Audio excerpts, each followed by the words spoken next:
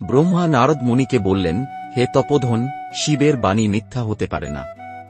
রামনামের মহিমাই প্রমাণ করে যে এই নাম সর্বশ্রেষ্ঠ।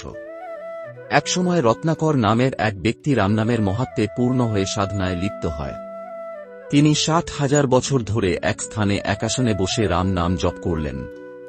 তার কঠিন তপস্যার সময় সর্বাঙ্গে পোকামাকড় তাঁকে আক্রমণ করল।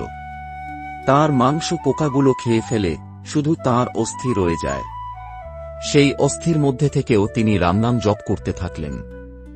ব্রহ্মার সময় হিসেবে সেই 60,000 বছর কেটে যাওয়ার পর ব্রহ্মা সেই স্থানে এলেন।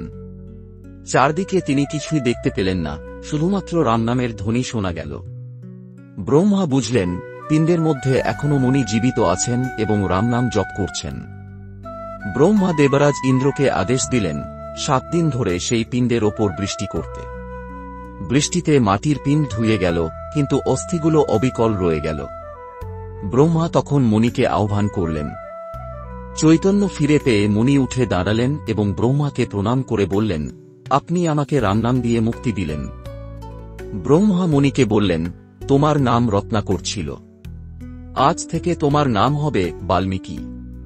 তুমি যেহেতু বাল্মীকির মধ্যে থেকেও রামনাম জপ করতে সক্ষম হয়েছ, সেই থেকেই তোমার এই নতুন নামকরণ।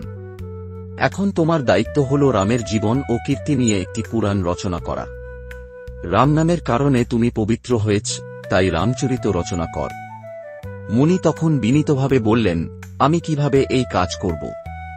কবিতা ও ছন্দ সম্পর্কে তো আমার কোনো ধারণা নেই। তখন ব্রহ্মা তাঁকে আশ্বস্ত করলেন, সরস্বতী দেবী তোমার জিহ্বায় অবস্থান করবেন। তোমার মুখ থেকে নিজে নিজে কবিতা প্রকাশ পাবে। তুমি শ্লোক ও ছন্দে রামের পুরাণ রচনা করবে। পরবর্তী জন্মে রাম তাঁর কর্ম অনুসারে সেই পুরাণে বর্ণিত কাজ সম্পন্ন করবেন। এই বলে ব্রহ্মা তাঁর নিজস্ব স্থানে ফিরে গেলেন। এইভাবেই বাল্মীকি মুনি আদিকাব্য রামায়ণ রচনা শুরু করলেন।